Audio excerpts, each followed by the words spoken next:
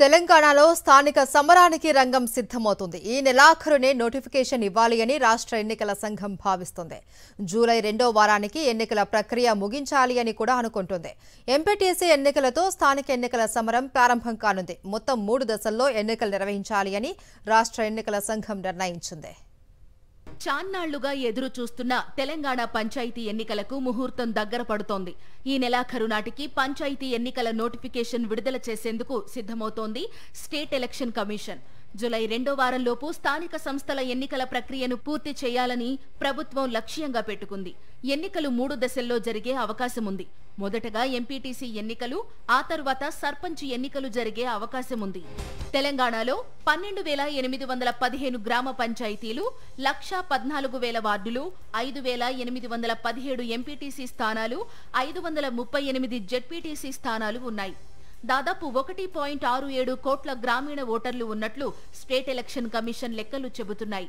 స్థానిక ఎన్నికల కోసం రాష్ట్ర ఎన్నికల సంఘం దాదాపు 70,000 బ్యాలెట్ బాక్సులను సిద్ధం చేసింది. సర్పంచ్ అభ్యర్థుల కోసం గులాబీ రంగు బ్యాలెట్ పేపర్లు, వార్డు సభ్యుల కోసం తెల్ల రంగు బ్యాలెట్ పేపర్లు వాడనున్నట్లు సమాచారం. రాష్ట్రంలో నిర్వహించిన సమగ్ర కుటుంబ సర్వే ఆధారంగా రిజర్వేషన్లను సిద్ధం చేసినప్పటికీ ఈ రిపోర్టుకు రాష్ట్ర కేబినెట్ ఇంకా ఆమోదం తెలపలేదు. పంచాయతీ ఎన్నికల్లో 42% రిజర్వేషన్లు అమలు చేయాలని రేవంత్ సర్కార్ భావిస్తున్నా దీనిపై కేంద్రం ఆమోదం తెలపాలని ప్రభుత్వం చెప్తోంది.